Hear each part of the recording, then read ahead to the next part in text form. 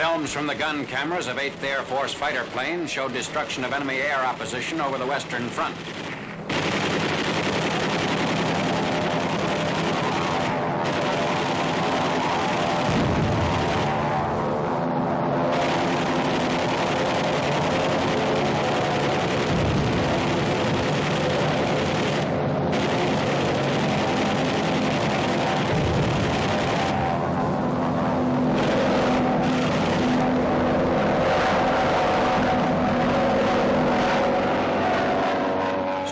Trains and other ground objectives.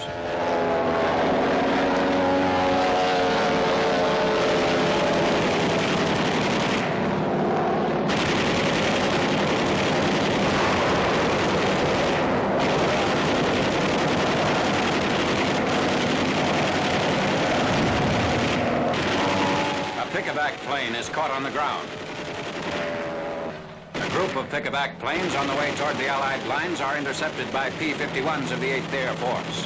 The pickabacks are a combination of a Focke-Wulf 190 fighter on top of a Junkers 88 twin-engine bomber. The bomber is filled with high explosive and released near the target like a bomb. The Focke-Wulf 190 controls the flight of both planes, each of which provides its own power.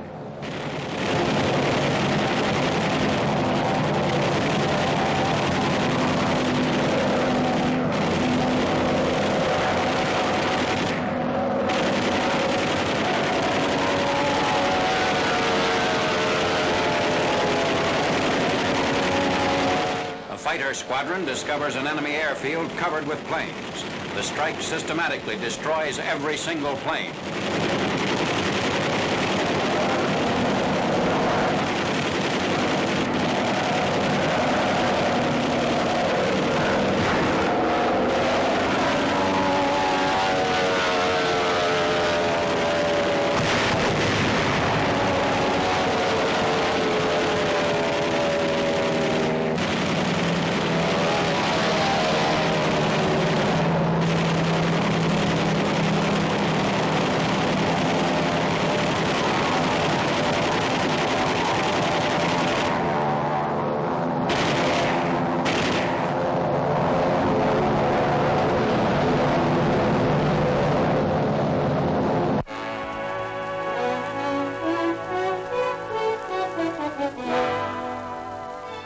A rest haven behind the 7th Army lines in eastern France. By the truckload, infantry troops bear down on their objective. A week of relaxation in a French town the troops have renamed Shangri-La. Prior to this temporary release from combat duty, most of these men had known only the shelter of a foxhole during 135 consecutive days of combat from the Riviera beachhead to the Rhine. The free modern hotels which make up the quarters at this rest camp are named for the Infantry Division's 5 winners of the Congressional Medal of Honor. Like at a church supper in the old frontier days, the GIs checked their rifles at the door. No more M1s for the rest of 7 days. A tour of the grounds reveals all kinds of possibilities.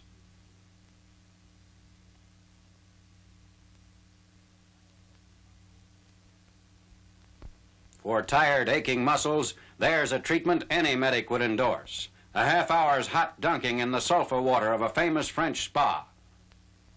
The clothing exchange, where the vacationing GIs swap battle-worn gear for a brand new issue. Heavy outer garments, which cannot be exchanged, are laundered and returned at the end of the week. First on the schedule, a real bed. Sleep on a thick, soft mattress in a real bed ranks highest with rest camp visitors. There are definitely no gigs for getting up late in the morning.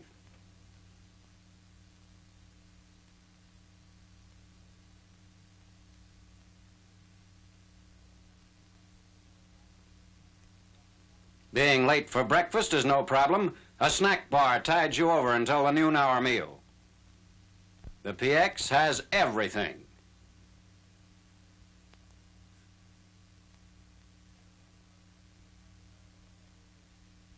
Day rooms are equipped with a customary variety of games.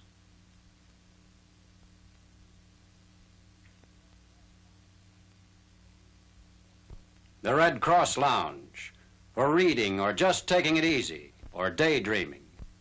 Time for a show. Latest movies from Hollywood are shown. A one-horse open sleigh. A couple of days ago, they were at the front lugging field packs through the snow. Ski yawing, a tonic for battle-weary mind.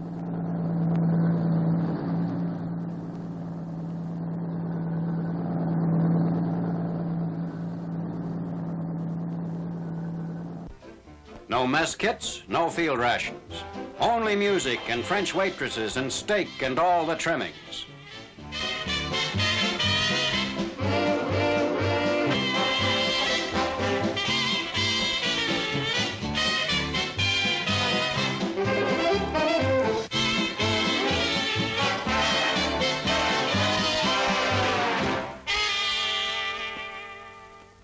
Dances are held twice weekly with plenty of partners to go around.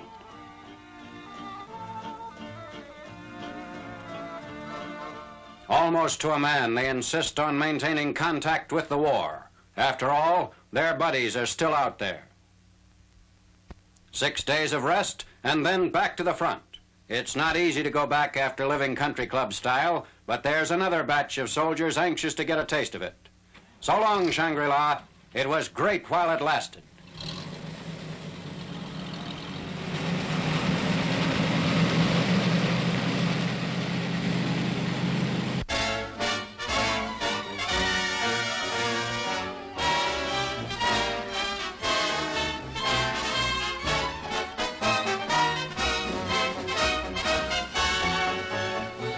Preliminary to the 21st Army Group's northern Rhine crossings, Field Marshal Montgomery confers with Lieutenant General Simpson of the 9th Army and Major General Anderson, 16th Corps Commander. Extensive preparations and training precede the Anglo-American offensive. Bailey Bridge equipment, collapsible boats, rafts, pontoons, all earmarked for a Rhine assault, are stacked up in a forest clearing. This bridging dump is maintained by Canadian units awaiting the signal to commence operations against the Ryukyu River barrier. At Maastricht, Holland, LCMs brought down the canal from Antwerp are loaded onto M25 trailers for transportation to the bridgehead sector. American and British naval forces have chosen the LCM and LCVP as suited to Army requirements and capable of being transported overland. Alligators also are delivered for rehearsing troops of the 30th Division 9th Army. The Meuse River is used for Army-Navy training. Instead of operating craft of this type through waves and surf, seamen must learn to maneuver them to and from pinpoint landing spots in currents ranging from 6 to 10 knots. Boats must be launched from muddy riverbanks instead of ships' davits.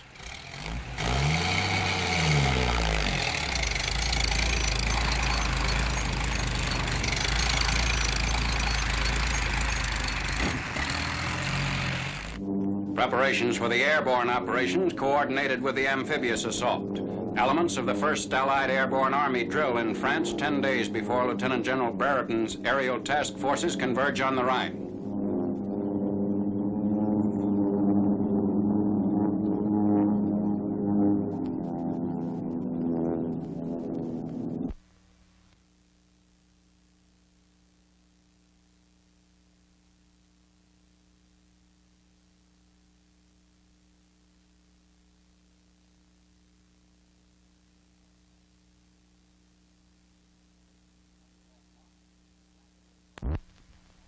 (24th March). The actual crossing of the Rhine already is in full swing. Men of the 30th Division are taken over in LCVPs. General Simpson's forces make the southernmost crossing below Wesel. Farther north, Lieutenant General Dempsey's British 2nd Army and Canadian troops are strengthening the bridgehead on the Westphalian Plain. Army engineers and Navy crews cooperate for these crossings. The engineers launch the craft and furnish guides, and the sailors operate them, applying lessons learned in weeks of practice. A jeep with ammunition trailer comes ashore, followed by reinforcements of all types for advance elements moving beyond the east bank of the Rhine. Operations are reported proceeding according to plan, with our troops well into the first German defensive positions north of the Ruhr.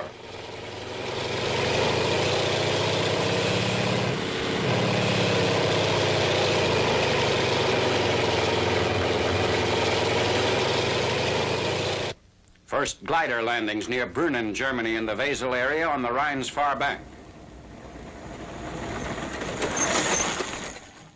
Coming in after Marshal Montgomery's columns have been launched across the Rhine, these units have the immediate objective of seizing high ground around Wesel. A junction with the American and British troops is made 6 hours after the airborne troops commence to land. To the south, the 4th Armored Division, spearheading General Patton's Rhine push, passes liberated forced laborers. The disorder of the German retreat is made evident by groups of Nazis giving themselves up without offering resistance. This dash by the 4th Armored precedes the final battle for the Saar-Moselle-Rhine Triangle and 3rd Army crossings of the Rhine. The town of Weissenturm, Germany, is littered with equipment of every description, abandoned by the Nazis as they were backed up to the river. A preponderance of horses, dead and alive, adds to the scene of confusion.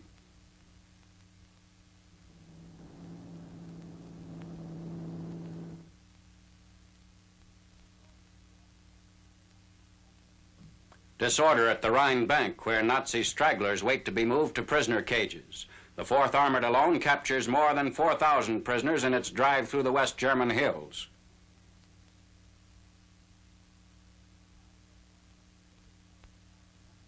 Meanwhile, 1st Army artillery shells the town of Horningen, Germany, across the Rhine. This is in support of an infantry division moving along the east bank from the Remagen bridgehead 7 miles north. On 16th March, a treadway bridge is used by troops consolidating positions across the Rhine. General Hodge's army, driving for the Central German Plain, also employs Navy craft to move up reinforcements. LCVPs transport men of the 1st Infantry Division to Scheuren, Germany, northeast of Remagen. Sailors of Navy units attached to the 1st Army operate the craft.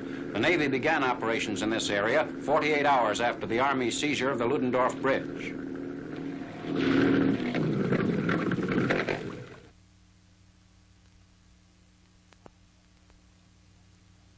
In addition, supplies are ferried across the Rhine in ducks.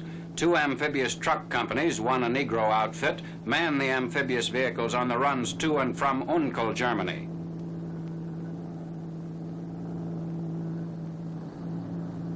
Prisoners of war and empty gasoline containers are carted by the ducks on their return trips. The Ludendorff Bridge across the Rhine at Remagen. For 10 days it withstands aerial attacks and constant artillery fire while 1st Army troops exploit the initial breaching of the Rhine River line.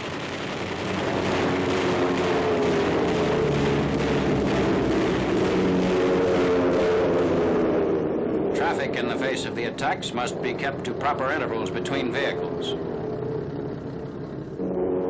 A convoy of pontoon equipment is ready to be unloaded for engineer battalions who begin construction despite the enemy raids. Normally a 34-hour job, the bridging operations are hours behind as Nazi fire flares up repeatedly.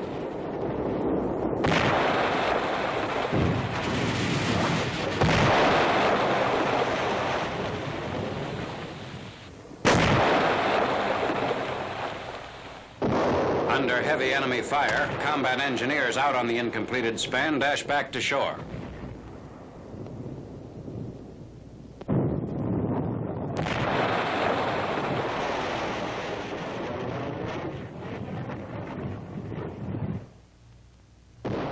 Despite these attacks, the 1st pontoon bridge is completed and handling heavy traffic on 14th March.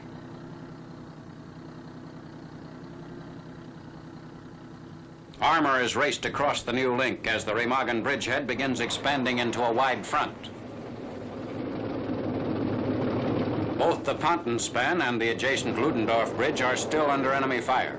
The engineer battalion working on the Ludendorff strengthens the roadbed, which was improvised to allow vehicles to travel over the railway ties. Damaged structural members of the bridge are removed by engineers. But weakened by the cumulative damage, the Ludendorff collapses on 17th March while about 300 engineer troops are working on it. Many of them are hurled into the swift icy water or crushed by the falling structure.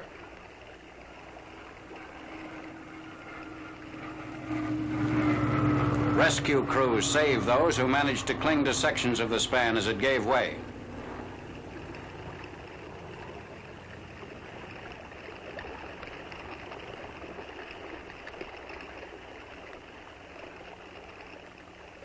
Rescuers swim out into the Rhine to reach injured men kept afloat by driftwood.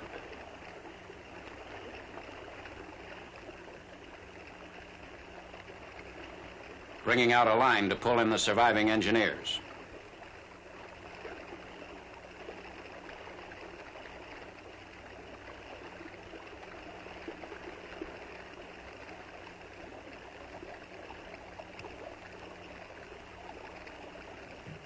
Quick action of this type saves many lives. When the 512-foot center span of the Ludendorff gave way, there was no vehicular traffic crossing the bridge. Crews extricate bodies pinned beneath the heavy beams.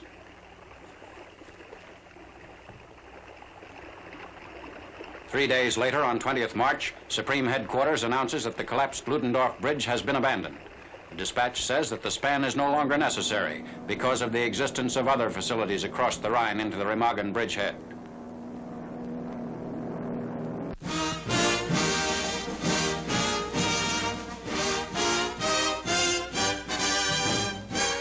RAF films of the jet-propelled Gloucester Meteor, British counterpart of the American jet plane, the P-80 Shooting Star. The Meteor, powered by two Rolls-Royce engines, was first used to combat Nazi robot bombs. Although still in the early stages of experimentation, the plane has proved to be faster than the 500-mile-an-hour buzz bombs. Smooth running, easy to fly, and practically noiseless, the Meteor leaves almost no trail of smoke. Known as the squirt by RAF pilots, the plane climbs like an elevator and increases its speed in high altitudes.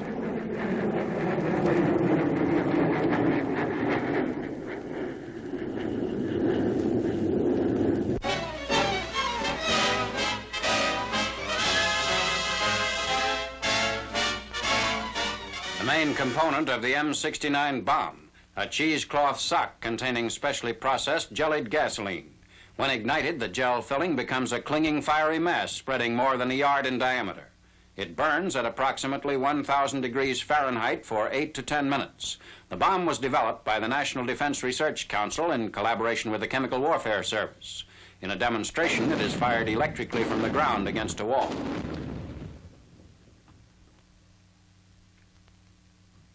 For airdrops, the M69 is assembled in groups of 38.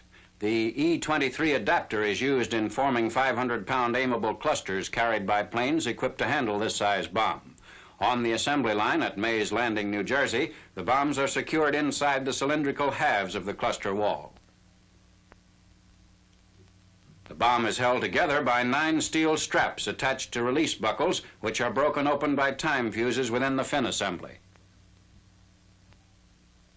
The clusters are given high and low altitude tests at Edgewood Arsenal with a B-25 loading the 500-pounders.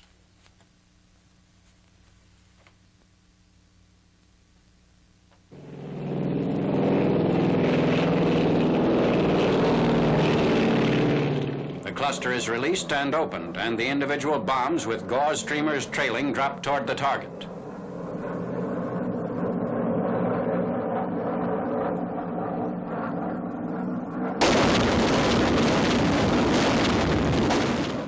On impact, an M1 fuse detonates the ejection charge, which ignites and hurls the gel filling from the tail of the bomb. Another drop of the jellied gasoline bombs. The M69 saw extensive use in the March fire raids on Tokyo and Nagoya.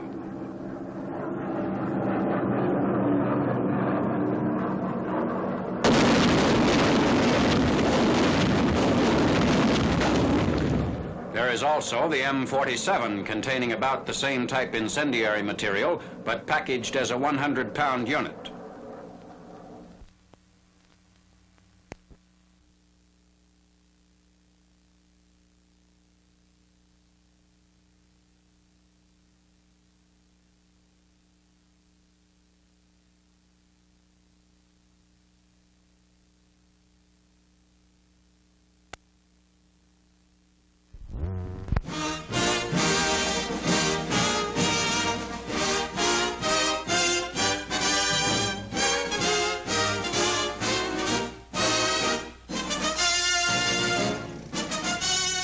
American-trained Chinese First Army troops drive on Lashio. Bulldozers clear the way for tanks and infantry advancing on the ancient city, main terminus of the Burma Road. The Nam Yao River is crossed at the site of a blown-out railroad bridge about 2 miles from the city.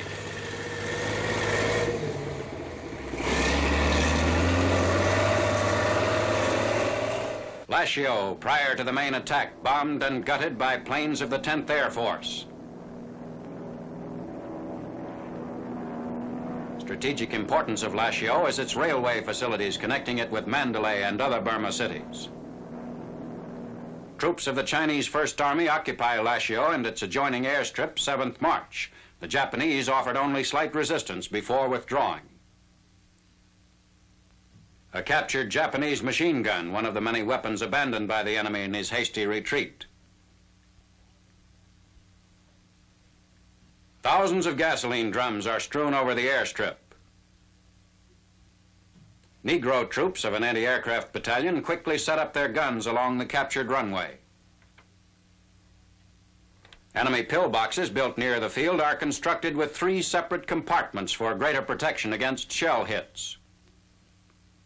Wreckage of old Japanese and American planes and engines found in many of the 102 revetments along the airstrip.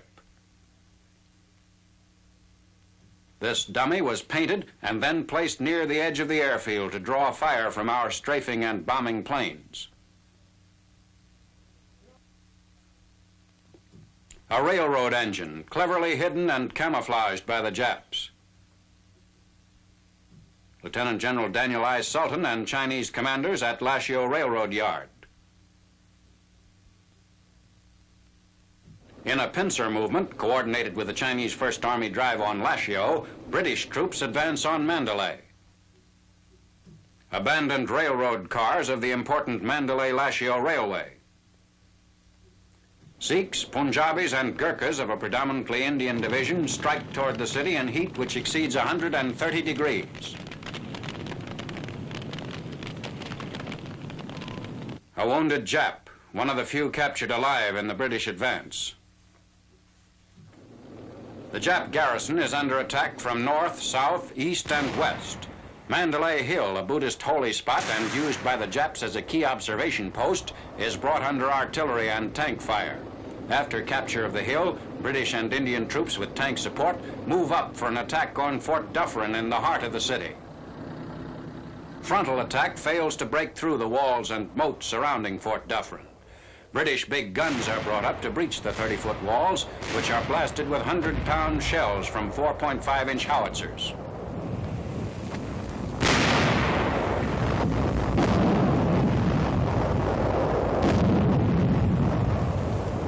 A battalion, supported by tanks firing point blank at the main gate, smashes against the fortifications.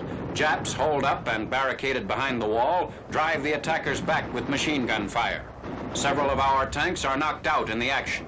Flanking movements feel out weak points in enemy positions.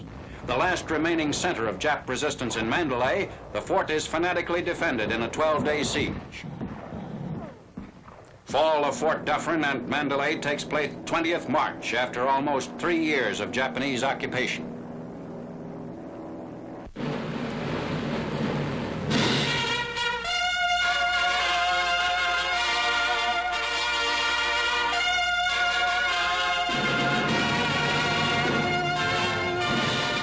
Overlooking the initial beachhead from Mount Suribachi.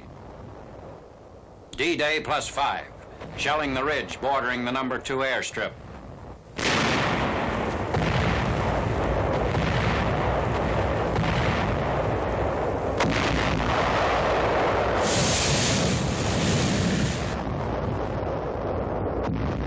Tanks close in on the Japs dug in the caves along the ridge.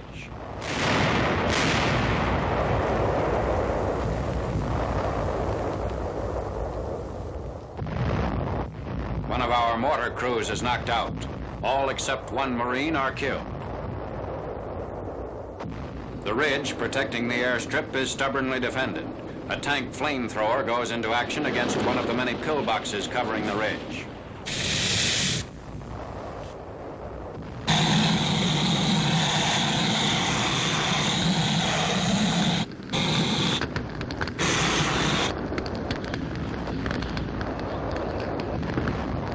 demolition crew placing charges at the entrance of a blockhouse.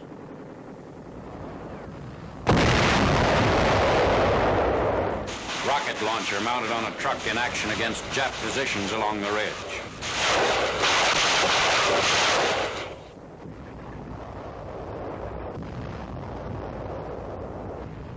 Troops sweep across the plateau above the airstrip. Heavy mortar and rifle fire blocks the approaches to the field, and the slight gains are made at heavy cost in lives.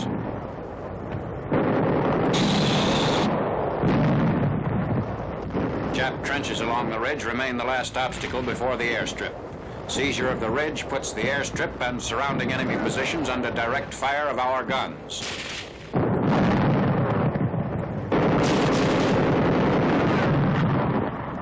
A tank crossing the number 2 airstrip passes some of our damaged vehicles.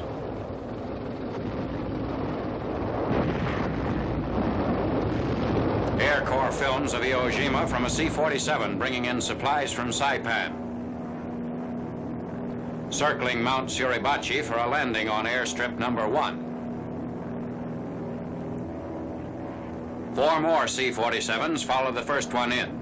Each plane carries 13 packs containing 17 mortar shells. The first P-51 lands on airstrip number 1.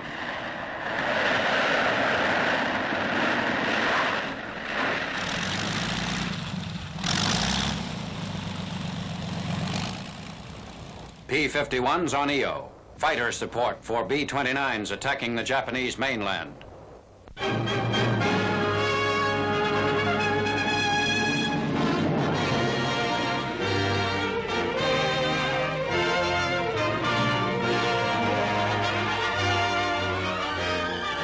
Navy films of a carrier strike at the Ryukyu Islands, 360 miles south of Japan.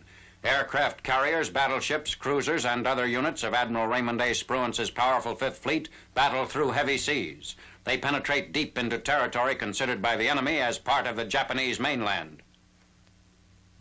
Hundreds of bombers and fighters take off from the decks of the task force carriers. A protective umbrella of Hellcats and Corsairs is thrown around the fleet, while Avenger torpedo planes and Helldiver bombers sweep inland.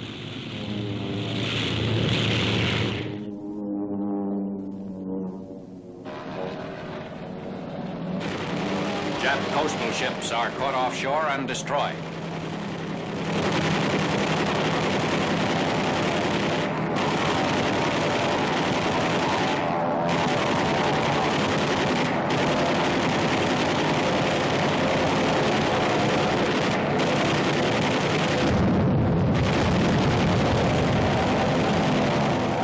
Jap warships and cargo vessels anchored in the island harbor and breakwater are strafed and sunk.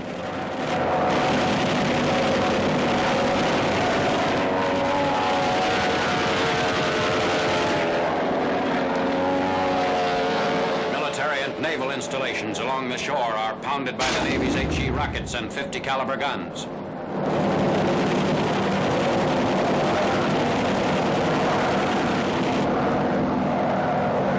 The island's big airstrip is raked by heavy fire.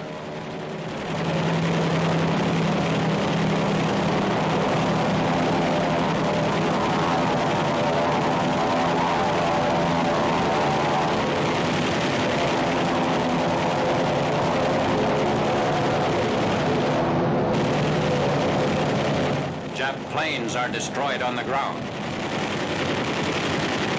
Back at the fleet, Jap aircraft strike at our ships. The few remaining Jap planes that get through our fighter cordon run into intense anti-aircraft fire.